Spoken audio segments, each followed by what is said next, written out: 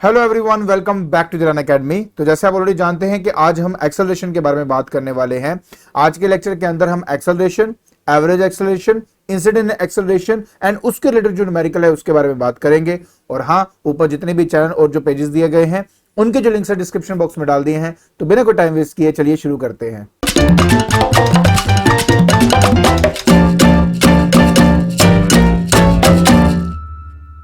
देखिए, आज के लेक्चर के अंदर हमने स्टडी करना है एक्सेलरेशन के बारे में। एक्सेलरेशन क्या होता है, एक सिंपल से एग्जांपल से आपको अभी मैं समझा देता हूं।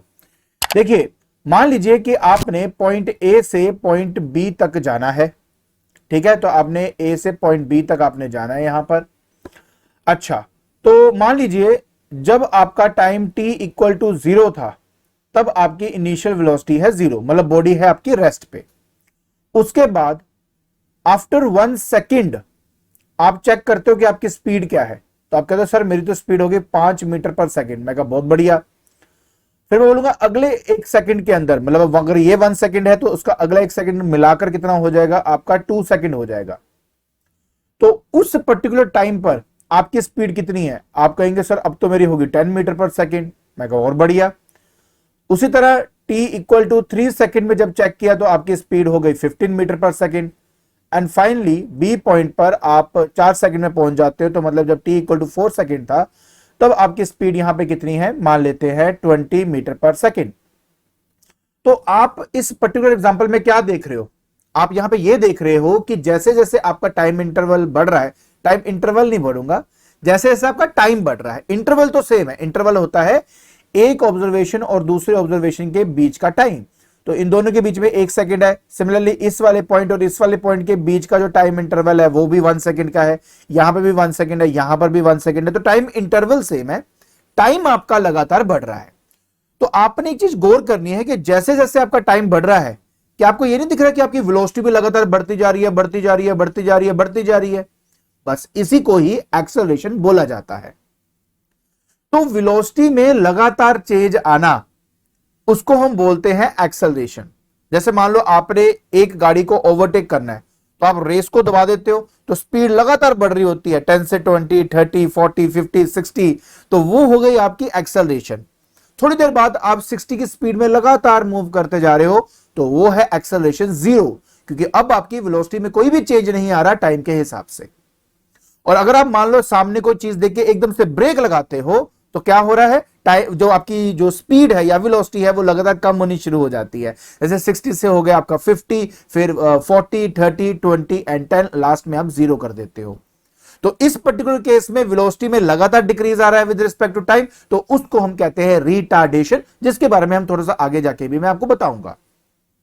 तो मोटी मोटी बात सिर्फ इतनी है कि अगर आपके वेलोसिटी में चेंज आ रहा है विद रिस्पेक्ट टू टाइम तो आप समझ जाना कि उसको एक्सेलरेशन कहते हैं। ऑफ कोर्स एक्सेलरेशन यहां पर भी 2 टाइप के होते हैं। एक तो होता है यूनिफॉर्म एक्सेलरेशन, यूनिफॉर्म, ठीक है, एक्सेलरेशन। एक बात आपको बता दूं यार कि जो मैंने अभी आपको एग्जांपल दिया ये यूनिफॉर्म एक्सेलरेशन का एग्जांपल है। ऐसा क्यों? क्योंकि वेलोसिटी में एक कांस्टेंट चेंज आता जा रहा है with respect to time interval. कैसे? जैसे अगर मैं ए पॉइंट से इस पॉइंट की बात करूं तो चेंज कितना आया स्पीड का, 5 मीटर पर सेकंड, राइट। अगले इंटरवल तक, मतलब अगले 1 सेकंड में फिर से कितना और चेंज आया, 5 मीटर पर सेकंड का और चेंज इसमें आया। उसके नेक्स्ट में फिर 5 का चेंज आया, उसके नेक्स्ट में फिर और 5 का चेंज आया। तो यहां पर हमें क्या देखने को मिल रहा है कि वेलोसिटी इंक्रीज तो हो रही है, बट एक फिक्स टाइम इंटरवल को ध्यान से देखो तो हर एक फिक्स टाइम इंटरवल में फिक्स अमाउंट ऑफ वेलोसिटी में ही चेंज आ रहा है। तो इस तरह की एक्सेलरेशन को यूनिफॉर्म एक्सेलरेशन कहा जाता है। कंफ्यूजन नहीं होनी चाहिए, बात को समझना है। और उसके बाद नेक्स्ट आता है बेटा नॉन यूनिफॉर्म।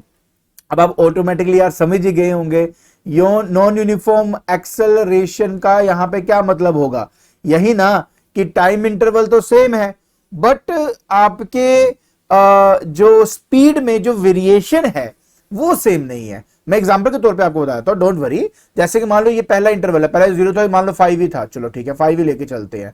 अगली बार वो 12 मीटर पर सेकंड हो जाता है, ठीक है। उसके मान लेते हैं कि 18 मीटर पर सेकंड आपका हो गया, ठीक है। उसमें मान लीजिए कि आप 25 मीटर पर सेकंड की स्पीड में जा रहे हो। तो अगर आपका फिक्स इन टाइम का इंटरवल है तो आप पे जो वेलोसिटी में चेंज है वो सेम नहीं है। जैसे 5 का पहले चेंज आ गया आपके पास, ठीक है, उसके बाद अगर आप देखेंगे तो 7 का चेंज आ रहा है, ठीक है, फिर उसके बाद थोड़ा सा स्लो डाउन होने की वजह से अब यहाँ पे 6 हो गया। तो मैं सिर्फ आपको ये कह रहा हूं कि अगर वेलोसिटी में एक जैसा चेंज नहीं आ रहा है तो आप समझ आना प्लीज कि ये आपका नॉन यूनिफॉर्म एक्सेलरेशन को रिप्रेजेंट कर रहा है। आई होप आपको ये यूनिफॉर्म और नॉन यूनिफॉर्म और एक्सेलरेशन समझ में आ गया होगा। देखिए बाकी बात मैं समझता हूं कि जब तक डेफिनेशन नहीं समझ आएगी, फॉर्मूला नहीं समझ आएगा, तो आपको ये अच्छा नहीं लगेगा ये क्या कर रहे हैं। तो चलिए पहले हम इसकी डेफिनेशन देख लेते हैं। कहते हैं the rate of change of velocity of an object with time is called the acceleration. अब देखिए मैं पता क्या करने वाला हूं, बहुत सिंपल सी बात है, आपको मैं फॉर्मूला बताऊंगा, आपको आराम से समझ में आ जाएगा, और कंडीशंस बताऊंगा कि कब पॉजिटिव एक्सेलरेशन कहते हैं, कब नेगेटिव एक्सेलरेशन कहते हैं, जिसको रिटार्डेशन कहते हैं, तो वो सारी बातें हम डिस्कस करेंगे। तो सबसे पहले मेरा एक्सेलरेशन का फॉर्मूला, एक्सेलरेशन का फॉर्मूला होता है the change in velocity, change in velocity divided by time taken, ठीक है, time taken for this change, for this change, ठीक है। बेसिकली टाइम इंटरवल को यहां पे बताने की वो कोशिश कर रहा है। अच्छा तो अब हम क्या करेंगे, देखिए इफ डेल्टा वी क्या रिप्रेजेंट करता है, चेंज इन वेलोसिटी को। एग्जाम्पल के तौर पर समझाऊंगा, थोड़ा अच्छी तरह समझ में आता है।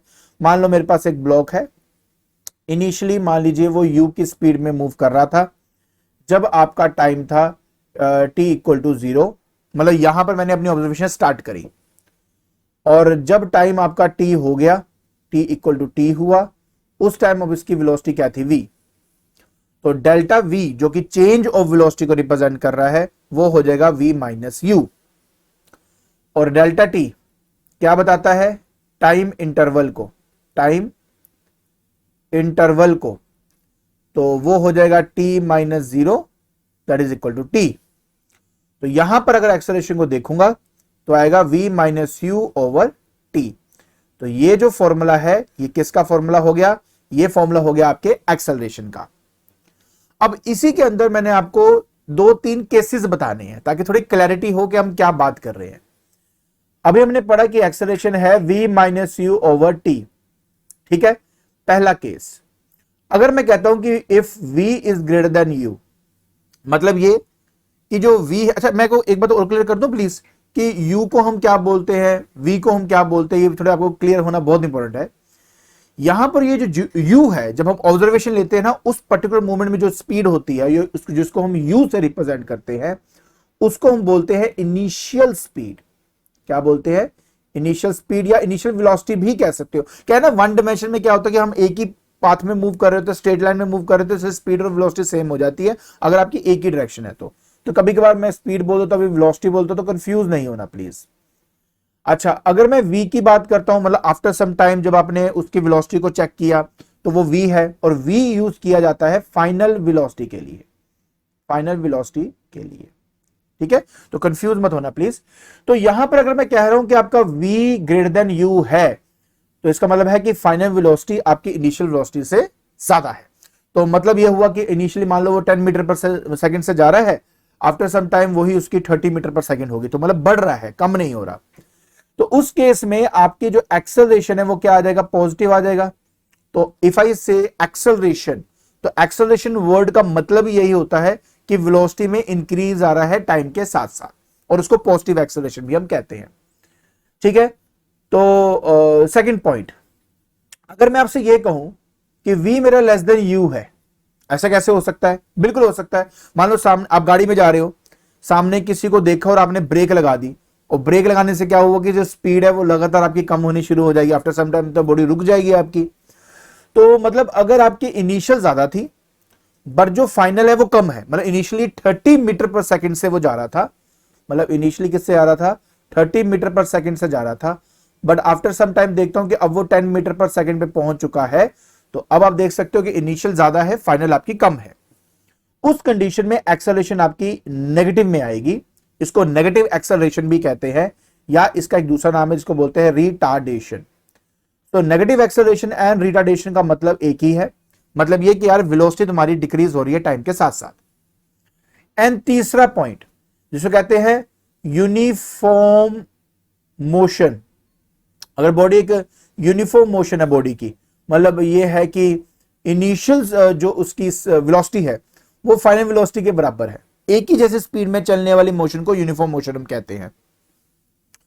तो अगर कोई बॉडी यूनिफॉर्म मोशन है या यूनिफॉर्म वेलोसिटी से मूव कर रहा है, तो उस कंडीशन में, क्योंकि देखो v माइनस यू है और अगर v u के बराबर ही हो गया तो एक्सेलरेशन आपकी जीरो आ जाएगी। तो समझ आना प्लीज कि अगर एक्सेलरेशन पॉजिटिव में आ जाए तो मत समझना यह है कि वेलोसिटी लगातार बढ़ रही है टाइम के साथ साथ। अगर एक्सेलरेशन की वैल्यू नेगेटिव में आ जाए तो इसका मतलब है यार वेलोसिटी तुम्हारी कम हो गई टाइम के साथ साथ। और अगर एक्सेलरेशन आपकी जीरो आ रही है तो इसका मतलब है कि जो बॉडी है या तो वो रेस्ट पे है, सिंपल सी बात है, या तो वो रेस्ट पे है या वो बॉडी कांस्टेंट वेलोसिटी से मूव कर रहा है। तो ये बातों को अगर आप समझ लेंगे तो कोई भी दिक्कत आपको बिल्कुल भी नहीं होगी। आई होप ये बात अच्छी तरह आपको समझ में आ गई है ना? गुड। अब हमें बात करनी है बहुत इंपॉर्टेंट नोट्स के बारे में। देखिए कहता है acceleration is a vector quantity, और क्यों ना हो। देखिए अभी आपने पढ़ा है कि एक्सेलरेशन क्या होता है, v minus you over T के बराबर होता है, और v और u एक्चुअली में आपकी क्या होती है, एक वेलोसिटी है। तो वेलोसिटी क्या है, एक वेक्टर क्वांटिटी है। तो अगर मैं वेक्टर को स्केलर से डिवाइड करूं, टाइम स्केलर होता है, तो जो मुझे रिजल्ट मिलेगा वो क्या मिलेगा, वो एक वेक्टर ही मिलता है। अब आप जानते हो वेक्टर के बारे में कि वेक्टर के अंदर मैग्नीट्यूड होता है और डायरेक्शन होती है। मैग्नीट्यूड निकालने के लिए if you want to calculate the magnitude, आपके पास फॉर्मूला ऑलरेडी पड़ा है यहां पे ये, लेकिन मैं डायरेक्शन के बारे में थोड़ी बात करना चाहता हूं। तो अगर ये एक एक्सेलरेशन है, मतलब अगर ए आपका पॉजिटिव है, तो उस केस में एक्सेलरेशन की जो डायरेक्शन है will be in the direction of velocity, in the direction of velocity. और अगर ए आपका नेगेटिव है तो एक्सेलरेशन की जो डायरेक्शन है is in the opposite direction of velocity, opposite direction of the motion of the body। I think ये better रहेगा, direction of the in the opposite direction of the motion of the body, motion of the body। तो पहले तो ये बात ध्यान रखना, इसमें कोई कंफ्यूजन नहीं होनी चाहिए, तभी आपको ये सारी बातें समझ में आएंगी। अच्छा नेक्स्ट है कि dimension formula for acceleration is LT minus 2। और भाई आसान है यार, देखो क्या है, एक्सेलरेशन क्या होता है, change in velocity, change in velocity divided by time taken, right. Velocity का क्या होता है आपके पता ही है, वो था LT माइनस 1, ये वेलोसिटी का होता है क्योंकि मीटर पर सेकंड होता है ना इसलिए, और टाइम का T है। तो जब ये ऊपर जाएगा बनेगा LT माइनस 1, और ये ऊपर जाएगा तो बनेगा T माइनस 1, तो बन गया LT माइनस 2। तो इस तरीके से आपको आपका डायमेंशन फॉर्मूला मिल जाता है। क्लियर? नेक्स्ट कहते हैं acceleration of an object is zero if its velocity is constant. अभी तो बता के हटा यार, एक्सेलरेशन क्या था, v minus you over T, and अगर v ही u के बराबर हो गया तो ऑटोमेटिकली एक्सेलरेशन क्या आ जाएगी आपकी, जीरो। तो ये कुछ इंपॉर्टेंट नोट्स है, अगर आपको याद रहेगा ना तो न्यूमेरिकल करने में आपको मजा भी आ जाएगा और समझ आ जाएगा कि आपने क्या करना है। अब हमें बात करनी है एवरेज एक्सेलरेशन की एंड इंस्टेंटेनियस एक्सेलरेशन की। बहुत सिंपल है, आपको अगर याद हो तो मैंने क्या बताया था कि देखिए अगर आप एक्सेलरेशन की बात करते हो तो दो तरह की एक्सेलरेशन होती है, एक होती है यूनिफॉर्म, एक होती है नॉन यूनिफॉर्म। यूनिफॉर्म के अगर एक्सेलरेशन फाइंड करनी है तो इसका मतलब क्या था कि यार वेलोसिटी में चेंज तो आ रहा है बट एक कांस्टेंट चेंज आ रहा है विद रिस्पेक्ट टू टाइम। तो उस टाइम अगर आपको एक्सेलरेशन निकालनी है तो आप change in v divide by time taken निकालो और आपका आंसर आराम से मिल जाएगा। लेकिन अगर नॉन यूनिफॉर्म एक्सेलरेशन हो, मतलब ये कि वेलोसिटी में जो चेंज आ रहा है अगर वो यूनिफॉर्म ना हो, तो उस केस के अंदर हम अपना एवरेज एक्सेलरेशन या इंस्टेंटेनियस एक्सेलरेशन कैलकुलेट करते हैं। सो याद रखें, एक नॉन यूनिफॉर्म मोशन के लिए, एक नॉन यूनिफॉर्म एक्सेलरेशन के लिए हम average acceleration and instantaneous acceleration को कैलकुलेट करते हैं। तो अगर मुझे एवरेज एक्सेलरेशन फाइंड करना ही है तो मैं कैसे फाइंड करूंगा, फॉर्मूला है delta we upon delta T. Delta we क्या बताएगा, डेल्टा टी, जैसे मान लीजिए, प्लीज समझना मेरी बात को, थोड़ा आपको तभी क्लैरिटी होगी मैं क्या बोल रहा हूं। जैसे मान लो आप ए से गए बी तक आप पहुंचे हो, ठीक है, कभी वेलोसिटी में 2 का चेंज आया, कभी मान लीजिए 2 का चेंज आया, ठीक है, कभी यहां से यहां तक आने में 3 का चेंज आ गया, यहां से यहां तक आने में 4 का चेंज आया, यहां से आने में 5 का चेंज आ गया, ठीक है। तो आपने पता क्या करना है, और आपसे क्या बोला जा रहा है कि t इक्वल टू 0 में ये t इक्वल टू 1 है, ये t इक्वल टू 2 है, ये t इक्वल टू 3 है, ये t इक्वल टू 4 है। आपसे बोला जा रहा है कि एवरेज एक्सेलरेशन फाइंड करो from t equal to 1 to लेके t इक्वल टू 3 तक। आपको ऐसे बोल सकते हैं कि भाई मुझे ये बताओ उन्होंने एवरेज इसकी क्या एक्सेलरेशन थी जब टाइम 1 था और जब टाइम आपका 3 सेकंड था। कुछ नहीं करना यार, आपका काम क्या होगा, पहले ये पता करो कि जब टाइम t इक्वल टू 1 था तो उस पर्टिकुलर टाइम पर इसकी क्या स्पीड थी या वेलोसिटी क्या थी, वो हो जाएगी इसकी इनिशियल वेलोसिटी। और जब टाइम t इक्वल टू 3 था उस टाइम पर इसकी क्या वेलोसिटी थी, वो मानोगे इसकी फाइनल वेलोसिटी। तो फाइनल माइनस इनिशियल कर दोगे तो आपको मिल जाएगा द चेंज इन वेलोसिटी।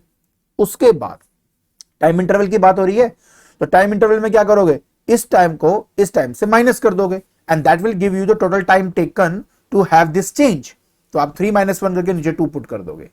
तो जब कभी भी एवरेज एक्सेलरेशन फाइंड करनी होती है तो आपको एक पर्टिकुलर टाइम इंटरवल दिया जाएगा, उस टाइम इंटरवल के बीच में आपको अपनी एवरेज एक्सेलरेशन फाइंड करनी होती है। तो उस टाइम इंटरवल का जो इनिशियल टाइम है उसमें क्या वेलोसिटी है वो फाइंड कर लो, उसके फाइनल टाइम में की क्या वेलोसिटी है उसको फाइंड कर लो, उन वेलोसिटी का चेंज निकाल के टोटल टाइम में जो चेंज है उसको हम डिवाइड कर देते हैं, हमारा आंसर आ जाता है। ठीक है, तो ये बात याद रखना अगर आपने एवरेज एक्सेलरेशन को फाइंड करना है। बाकी टेंशन ले तो यार न्यूमेरिकल की प्रैक्टिस मैं कराऊंगा तो आपको अच्छी तरह समझ में आ जाएगा कि एवरेज एक्सेलरेशन या इंस्टेंटेनियस कैसे फाइंड करते हैं। अब हम बात कर लेते हैं साथ के साथ इंस्टेंटेनियस की भी। देखिए, अब इंस्टेंटेनियस का मतलब क्या होता है कि किसी पर्टिकुलर इंस्टेंट ऑफ टाइम पे किसी बॉडी की क्या एक्सेलरेशन है वो बताइए। अब ये कैसे पता लगता है, मैं आपको ऑलरेडी पता नहीं कितनी बार इसके बारे में बताया हुआ है कि जब आप किसी का एवरेज फाइंड करते हो उसमें एक टाइम इंटरवल दिया जाता है। अगर आप वही टाइम इंटरवल को बहुत कम कर दो, इतना कम कि वो बहुत बड़ा टाइम इंटरवल दिखने के बजाय एक छोटा सा पॉइंट ही नजर आए, तो उस पर्टिकुलर पॉइंट पर जो भी एक्सेलरेशन होगी वो मुझे फाइंड करना है और वो बन जाता है मेरा इंस्टेंटेनियस एक्सेलरेशन। तो मतलब एक छोटे से टाइम इंटरवल में जो छोटा सा चेंज आया है मेरे वेलोसिटी का वो मुझे फाइंड करना होता है और वो बन जाती है मेरी इंस्टेंटेनियस एक्सेलरेशन। तो जब मैंने आपको पहले भी ये बताया हुआ यार कितनी बार की इंस्टेंटेनियस वेलोसिटी कैसे फाइंड करते हो, डेल्टा टी अप्रोच टू 0 में सारी बातें बताई हुई हैं। तो जब ये कंडीशन टेक प्लेस करती है तो ये चेंज होकर बन जाता है dv डिवाइड बाय dt, मतलब infinitesimally small change in v divide by infinitesimally small change in time. इसको ये भी सिंपल भाषा में बोलूं तो डेरिवेटिव करना है आपने यार वेलोसिटी का विद रिस्पेक्ट टू टाइम, बस इतना कर दो आपका इंस्टेंटेनियस एक्सेलरेशन आपको मिल जाएगा। जिस पर्टिकुलर टाइम पर आपसे वो मांगा जाएगा ना, आपने क्या करना है, पहले उसका डेरिवेटिव कर दो। डेरिवेटिव करने के बाद आपकी एक इक्वेशन आ जाएगी, अगर टाइम पर डिपेंडेंट होगी तो टी की टर्म्स में आपकी इक्वेशन आएगी। जो टाइम वो बोलेगा इसमें पुट कर देना, आपका आंसर आ जाएगा। और अगर नहीं समझ आया तो घबराना नहीं है, न्यूमेरिकल प्रैक्टिस कराऊंगा अभी आ जाएगा। तो पहले देख लो मैं कर क्या रहा हूं। दूसरी बात, आपने पढ़ा है कि वेलोसिटी क्या होती है, वेलोसिटी इंस्टेंटेनियस वेलोसिटी क्या होती है, तो वो था आपका dx डिवाइड बाय dt। ठीक है ना, x मतलब पोजीशन में जो चेंज है with respect to change in time या change in displacement upon time, right. तो अगर मैं इसको इसमें सब्स्टिट्यूट कर दूं तो यार मेरी जो एक्सेलरेशन है वो क्या आ जाएगी, वो आ जाएगी d by dt of dv by dt। मैंने गलत कर दिया, v की जगह पे ये डालना था तो इसको आएगा v, यहां पे dx होगा, बस यही फर्क है, लाइक दिस। ठीक है, और इसको क्या करेंगे ध्यान से देखना, ये इसका मतलब है कि आप ना पहले अगर मान लो आपके पास x as a function of t आपको दिया हुआ, कैसे मतलब x आपको दिया हुआ है जैसे 2x नहीं, मान लेते हैं कि आपको x दिया हुआ है जैसे कि आ गया 3t क्यूब -1, मान लो ये आपको एक दिया हुआ है, यहां पे पोजीशन क्या टाइम पे डिपेंड कर रही है ना। अब इस केस में जब आप उसका एक बार डेरिवेटिव करोगे, एक बार क्या करोगे derivative with respect to T, तो क्या मिलेगा वेलोसिटी, करके दिखा देता हूं। जैसे dx बाई dt करेंगे तो क्या मिलेगा वेलोसिटी, तो करके देखिए 3 आगे आ जाएगा, 3 3 9 और t की पावर में 3 - 1 मतलब 2, 1 कांस्टेंट है, कांस्टेंट का डेरिवेटिव 0 होता है, तो आंसर आ गया 9t का स्क्वायर। अगर आपने एक्सेलरेशन फाइंड करनी है तो कुछ नहीं करना, इसका एक बार फिर से डेरिवेटिव कर दीजिए। तो जब आप इसका फिर से डेरिवेटिव करेंगे मतलब dv बाई dt किसके विद रिस्पेक्ट टू टाइम के विद रिस्पेक्ट टू करेंगे, तो जब आप करेंगे तो फिर ये 2 आगे आ जाएगा, तो 9 2 18 और t की पावर में ये 2 - 1 हो जाएगा तो यह 1 आ जाएगा, तो मतलब 18t जो है अब मेरे पास एक्सेलरेशन आ चुकी है। अगर कोई कहता है कि एक काम कर यार, time t equal to 1 second में बता कि एक्सेलरेशन क्या थी, ये इसकी इंस्टेंटेनियस होगी, तो t को 1 पुट कर दूंगा, मेरी इंस्टेंटेनियस एक्सेलरेशन आ जाएगी at time t equal to 1 second. तो बहुत इजी है। अब इस चीज को लिखते कैसे हैं ये समझो। इसको लिखा जाता है d बाय, देखो D square by D T का होल स्क्वायर, डी टी का होल स्क्वायर ऑफ एक्स। इसका मतलब होता है double derivative of x. Mathematical tool है, बात को समझना है। Double derivative of x, double derivative मतलब एक बार डेरिवेटिव करने के बाद जो भी आंसर आ रहा है उसका फिर से डेरिवेटिव कर दीजिए। तो डबल डेरिवेटिव ऑफ एक्स को रिप्रेजेंट करने का तरीका ये होता है। ये नहीं करना डी स्क्वायर टी स्क्वायर मत कर देना प्लीज, डी टी अपने आप में ही एक टर्म है, उसका स्क्वायर। तो ये जो मैंने अभी आपको बात बताई है, ये है इंस्टेंटेनियस एक्सेलरेशन को फाइंड करने का तरीका और एवरेज एक्सेलरेशन को फाइंड करने का तरीका। आई होप ये आपको अच्छी तरह समझ में आ गया होगा। अब हम बात करने लगे हैं कुछ इंपॉर्टेंट नोट के बारे में, जो बहुत सच में बहुत ही इंपॉर्टेंट है। इस नोट का हम एक्चुअली में इस्तेमाल करेंगे अपने फॉर्मूले को डिराइव करने के लिए भी। तो पहले समझिए वो नोट क्या है। नोट ये कहता है कि average velocity of a body moving with a constant acceleration is equal to the average of the initial velocity and the final velocity of the body। अब इसका मतलब क्या है, प्लीज बात को समझना। जैसे कि आप ए पॉइंट से बी पॉइंट पे जा रहे हो, जो मैंने आपको सबसे पहले एग्जांपल दिया था वो सबसे बेस्ट एग्जांपल था आपका। जैसे कि देखो मैं आपको बताता हूं मतलब क्या है कि मान लो पहला इंटरवल आपका 1 सेकंड का है और 5 मीटर पर सेकंड का चेंज आया। अगला इंटरवल फिर से 1 सेकंड का है, तो अब ये 5 से मान लो 10 हो गया, तो चेंज कितना आया, 5 का ही आया। अगला जो इंटरवल है फिर से 1 सेकंड का है, इनिशियली ये 10 था, 10 से 15 हो गया, तो चेंज कितना आया, फिर से 5 का ही आया। तो आप देख सकते हो ना, कांस्टेंट वेलोसिटी का चेंज है कांस्टेंट टाइम इंटरवल के अंदर। तो इसकी एक्सेलरेशन निकालूंगा तो आएगा 5 मीटर पर सेकंड डिवाइड बाय टाइम हो जाएगा बेटा 1 सेकंड, 1 आपका आ जाएगा सेकंड, टाइम इंटरवल के ना 1 सेकंड का चेंज है। तो आंसर आ जाएगा 5 मीटर पर सेकंड स्क्वायर। याद रखें बेटा, मीटर पर second square is the unit of acceleration. तो आप देख सकते हो ये जो वैल्यू है ये क्या है, आपकी कांस्टेंट है।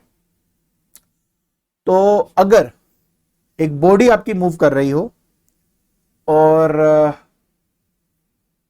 कांस्टेंट उसकी एक्सेलरेशन हो, तो उस केस में अगर आपको एवरेज वेलोसिटी पता करनी है, क्या करनी है, एवरेज वेलोसिटी पता करनी है, तो आप क्या करेंगे, आप ये देखेंगे कि उसकी इनिशियल स्पीड क्या है, आप ये देखेंगे उसकी फाइनल स्पीड क्या है, और इन दोनों को डिवाइड बाय 2 कर देंगे। That will be the average of u and v divide by 2।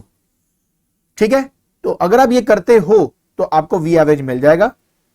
इसका मैथमेटिकल प्रूफ करने की जरूरत नहीं है, बट हम इसका इस्तेमाल करके आपको समझा दूंगा कि आया कैसे और किस तरह से आपने करना है। तो कंडीशन को पहले प्लीज ध्यान से समझो। कंडीशन क्या बोली है मैंने यहां पे, कंडीशन बहुत साफ रखी है मैंने आपके सामने। कंडीशन ये है कि बॉडी जो है वो कांस्टेंट एक्सेलरेशन से मूव करना चाहिए। उसके बाद अगर आप वी एवरेज कैलकुलेट करना चाहते हो, तब आपने इनिशियल और फाइनल जो आपकी वेलोसिटी है उसका एवरेज निकाल दीजिए। एवरेज मतलब होता है दोनों का प्लस डिवाइड बाय 2, तो ऑटोमेटिकली आपके पास आपकी एवरेज वेलोसिटी मिल जाएगी। आई होप आपको यह पॉइंट समझ में आ गया। उसी तरह एक और पॉइंट है जो हमें अच्छी तरह से समझना है। वो क्या पॉइंट है, अभी मैंने आपको क्या बताया कि एवरेज वेलोसिटी पता करने का क्या तरीका है। आपने कहा सर एवरेज वेलोसिटी निकालनी है और अगर एक्सेलरेशन कांस्टेंट है तो उस कंडीशन में हम u plus v divide by 2 कर देंगे। बिल्कुल परफेक्ट आपने सोचा, बिल्कुल परफेक्ट आपने किया। कंडीशन क्या है कि a क्या होना चाहिए, आपका कांस्टेंट होना चाहिए। अच्छा, अगर मैं आपसे इसी में पूछ लूं कि यार बॉडी मेरे वैसे जा तो कांस्टेंट एक्सेलरेशन रही है और ये आपकी वी एवरेज है, एक काम करो यार मुझे डिस्प्लेसमेंट कैलकुलेट कर दो। तो डिस्प्लेसमेंट को कैसे कैलकुलेट करोगे, अब ये सीखना है आपने। ठीक है, अगर एवरेज होना तो उस केस में डिस्प्लेसमेंट हम डेल्टा एक्स से रिप्रेजेंट करते हैं, मतलब चेंज इन पोजीशन को यहां पर रिप्रेजेंट होता है। तो अगर आपको याद हो कि वी एवरेज हमने पढ़ा है delta x over delta T, ये हमने पढ़ा है। देखो एवरेज हो गया, ये है चेंज इन पोजीशन जो कि डिस्प्लेसमेंट बताता है, और नीचे है टाइम टेकन। तो डिस्प्लेसमेंट अपॉन टाइम टेकन को ही वी एवरेज हम कहते हैं।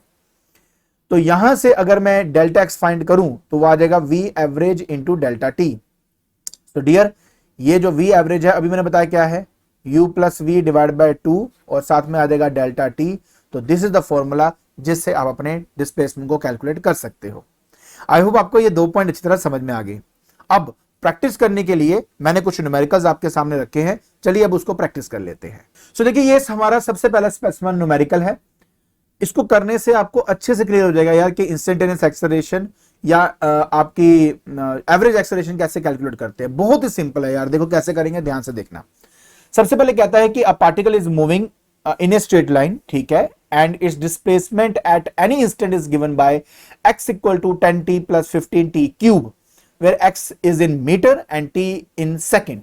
So find the average acceleration in the time interval t equal to 0 to t equal to second. मैंने आपको क्या कहा था कि आपको इंटरवल दिया जाएगा यार अगर आपको एवरेज एक्सेलरेशन फाइंड करनी है। तो चलिए जल्दी से इसके सॉल्यूशन को करते हैं। बहुत इजी सॉल्यूशन है, पहले पार्ट की बात करेंगे। सो देखिए अगर मुझे एवरेज एक्सेलरेशन निकालना है तो फॉर्मूला बहुत सिंपल है, that is v final minus v initial, मतलब change in velocity by time interval होता है ना, t final minus t initial. So velocity at t equal to 0 that will be equal to, सबसे पहली बात, अच्छा यहां पे एक पंगा और है, ऐसे इतनी जल्दी से नहीं आएगा। पंगा क्या है? पंगा ये है कि हमें यहां पे x दिया हुआ है, वेलोसिटी बिल्कुल भी नहीं दी हुई है। तो पहले तो मुझे वेलोसिटी की इक्वेशन निकालनी पड़ेगी और तब जाके मैं ये काम कर सकता हूं। तो क्या करना पड़ेगा अभी बता देते हैं। देखिए x आपको दिया हुआ है 10t प्लस 15t का क्यूब, ये x है, और वेलोसिटी अगर फाइंड करनी है तो वेलोसिटी होती है dx डिवाइडेड बाय dt। मतलब अगर x फंक्शन ऑफ टाइम है तो टाइम पर डिपेंडेंट वेलोसिटी फाइंड करने के लिए मेरे को उसका डेरिवेटिव करना पड़ेगा। सो d बाय dt ऑफ क्या आएगा 10t प्लस 15t का क्यूब, ठीक है। चलिए स्टार्ट करते हैं। तो 10, इनको दोनों को अलग अलग कर देता हूं यार मैं, मतलब d बाय dt ऑफ यहां आ जाएगा 10t plus D by D T of यहां आ जाएगा आपका 15t का क्यूब। आप भी जानते हो 10 बाहर आ जाएगा तो बन जाएगा ये dt बाई डी टी, और यहां से 15 बाहर आ जाएगा, ये आ जाएगा d by D T of t का क्यूब, है ना। ये सारी बातें हम ऑलरेडी डिस्कस करने कितनी बारी कर चुके हैं। चलिए सो dt से dt तो होगा कैंसिल, इसको हटा दो, क्या रह गया, सिर्फ 10 रह गया, प्लस 15। और आपको मैंने इसका फॉर्मूला बताया हुआ है बेटा, x की पावर n का फॉर्मूला क्या था, n x की पावर n माइनस 1 बताया था ना। d by D x of x की पावर n क्या लेंगे, n x की पावर n माइनस 1। तो यहां पे क्या है, t की पावर 3 है, तो मतलब 3t का स्क्वायर, ये आ जाएगा। सो फाइनली हमारे पास आ गया बेटा 10 प्लस 15 3 जा 45 और ये t का स्क्वायर। सो अभी हमारे पास सिर्फ ये क्या आया है, ये मेरे पास बेटा यहां पर अभी वेलोसिटी आई है टाइम के टर्म्स में। अब मन में सवाल हो रहा होगा कि सर मुझे v एवरेज निकालना, यार कैसे फाइंड करूं, v मेरा ऑलरेडी टाइम डिपेंडेंट आ चुका है।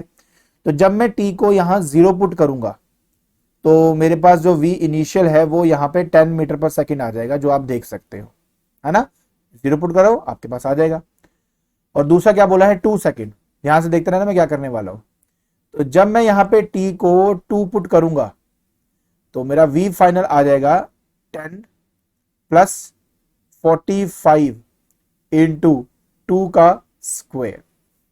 तो जहां जहां आपको t दिखता है वहां डाल दीजिए। तो 45 इंटू 4 180, 180 प्लस एन 190, तो यहां पे आपके पास बेटा 190 आपको मिल चुका है।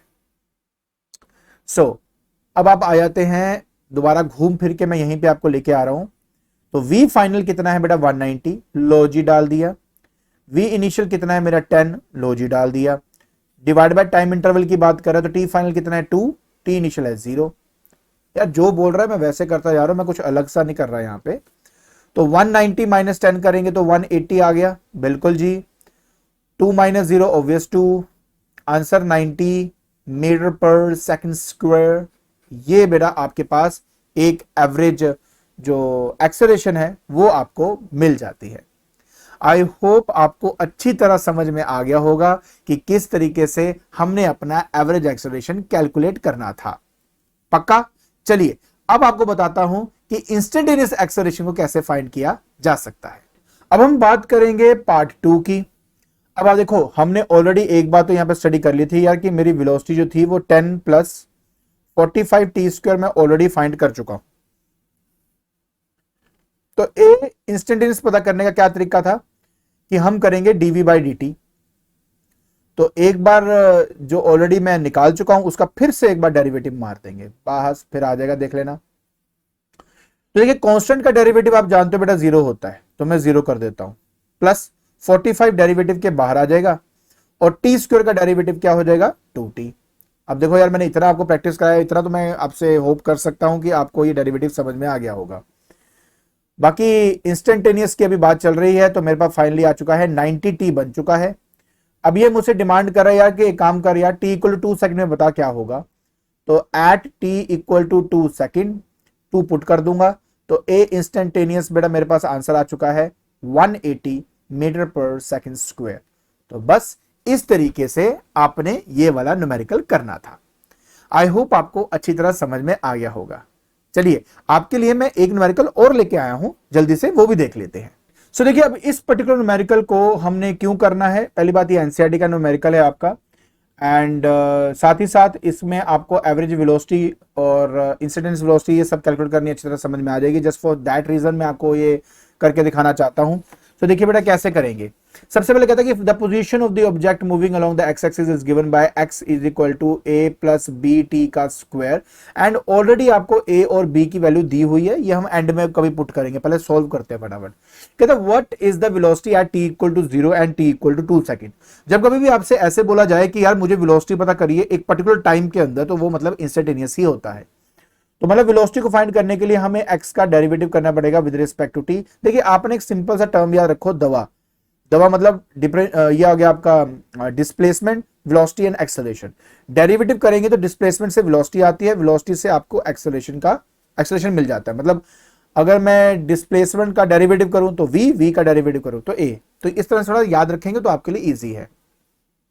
तो देखिए d बाई डी टी, ठीक है, उसके बाद किसका a प्लस बी टी का स्क्वायर का।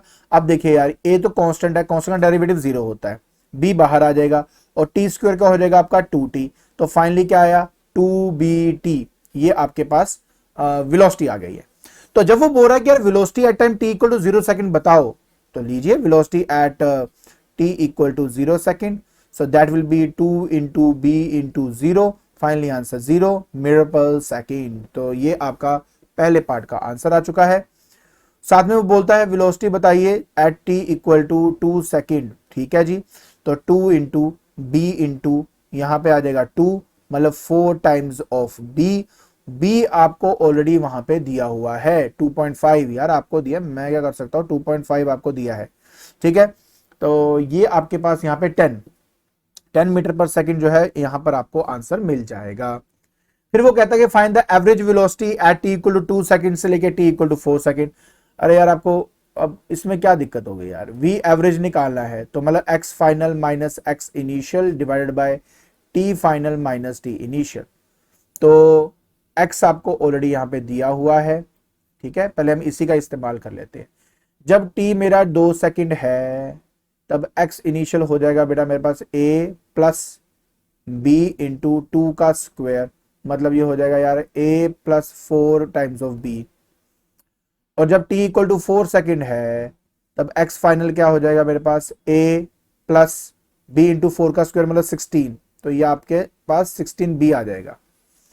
तो v एवरेज क्या है x फाइनल मतलब a plus 16b minus x initial जो कि है माइनस a माइनस, क्योंकि दोनों माइनस हो जाएंगे ना, minus 4b divided by time interval कितना है 0 से 4 2 से 4 का है, तो 4 माइनस 2, ठीक है। a से a तो कैंसिल हो गया, 16 बाय b माइनस ये करेंगे तो 12b आ जाएगा, और नीचे आपके पास आ जाएगा बेटा 2, काटो 6b आपके पास आ गया है, बस वैल्यू डालो b की, तो b है आपका 2.5, ठीक है। सॉल्व कर लीजिए, 6 दूनी 12, 12 और उसका 3 भी आएगा 15 मीटर पर सेकंड आपका आंसर आ जाएगा। तो बस इस तरीके से आपने ये वाला पार्ट करना था। क्लियर? चलिए एक न्यूमेरिकल और करा देता हूं, एक्सेलरेशन वाला, थोड़ी क्लैरिटी और हो जाएगी। तो चलिए करते हैं। अब देखिए इस न्यूमेरिकल में कहता है displacement of a particle moving along the x axis is given bye, चलिए जल्दी से सॉल्व कर लेते हैं। x इक्वल टू बेटा 18t प्लस 5t स्क्वायर मेरे को दिया है। Calculate number 1 the instantaneous velocity at t equal to 2 second. आपको पता है वेलोसिटी अगर इंस्टेंटेनियस निकालनी है तो आपको dx बाय dt करना होगा। यार बस ना मेरे वीडियोस को ढंग से देखते जाइए, बिना स्किप करते हुए, आपको इतनी प्रैक्टिस मैं करवा दूंगा कि आपको अच्छे से वैसे ही आ जाएगा। तो देखिए 18 बाहर आ जाएगा, so that will be dt by D T, plus 5 बाहर आ जाएगा, d by D T of t का स्क्वायर।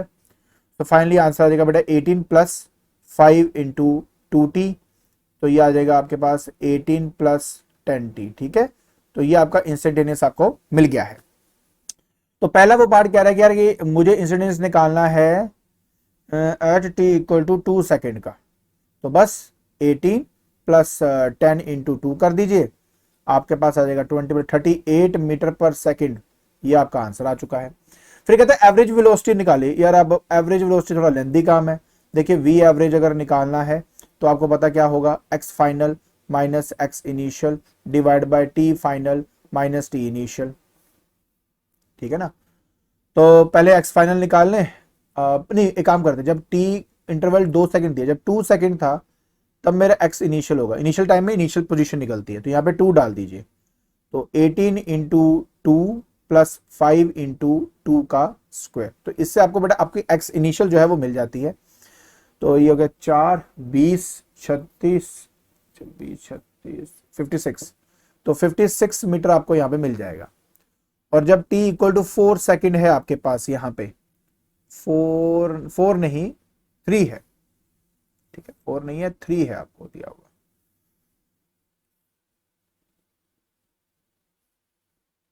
तो x फाइनल हो जाएगा आपका 18 इंटू 3 प्लस 5 इंटू 3 का स्क्वायर। ठीक है, सॉल्व कर लीजिए, आपका आंसर जो है यहां पर 99 मीटर जो है वो आपको मिल जाएगा। सो x final is 99 minus 56 divided by 3 minus 1। Solve करते हो 3 माइनस 2 नॉट 1, 3 माइनस 2। ठीक है, सॉल्व कर लीजिए, आपका आंसर 43 मीटर पर सेकेंड आपको मिल जाएगा।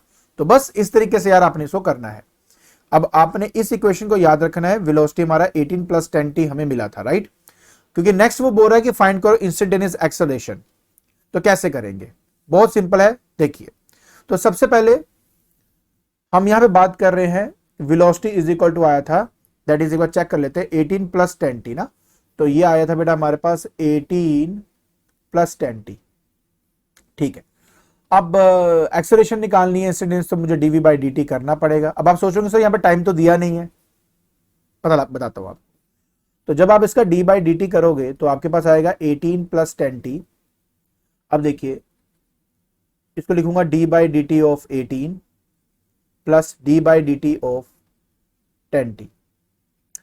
कॉन्स्टेंट का डेरिवेटिव 0 प्लस 10 बाहर, dt बाई dt 1 होता है। तो फाइनली आपका 10 मीटर पर सेकंड स्क्वायर आ चुका है। अब एक बार बताओ, इस 10 के साथ कोई t लिखा है? नहीं।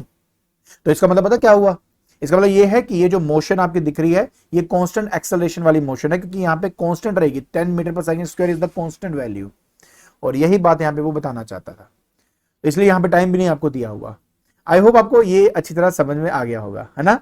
सो फाइनली हम एक बहुत ही इंटरेस्टिंग न्यूमेरिकल के ऊपर आ चुके हैं। बस इसके बाद हमारा ये वीडियो खत्म हो जाएगा। ध्यान से देखना, ये इंटरेस्टिंग क्यों है, क्योंकि अब तक हमने जब भी इक्वेशन देखी है तो एक्स की इक्वेशन देखी है जिसमें वो टाइम पे डिपेंडेंट होता है। ये एक ऐसा क्वेश्चन है जिसके अंदर टाइम की इक्वेशन दी है जो एक्स पे डिपेंडेंट है। तो इसको सोल्व कैसे करना है, इसका तरीका बस आपको बताना चाहिए, बाकी तो आप झट से कर लोगे। कहता है displacement x of the particle moving in one dimension under the action of constant force is related to the time by the equation t equal to root of x plus 3। So यहां पे आपको देखिए कैसे करेंगे, find क्या कर रहा है, देखो यार फाइंड करने को क्या बोल रहा है। कहता है मुझे वो डिस्प्लेसमेंट बताओ पार्टिकल की जब वेलोसिटी हमारी 0 हो जाती है। अब इसका मतलब क्या है बताता हूं। सबसे पहले देखो टाइम हमें दिया हुआ है, that is root of x plus 3।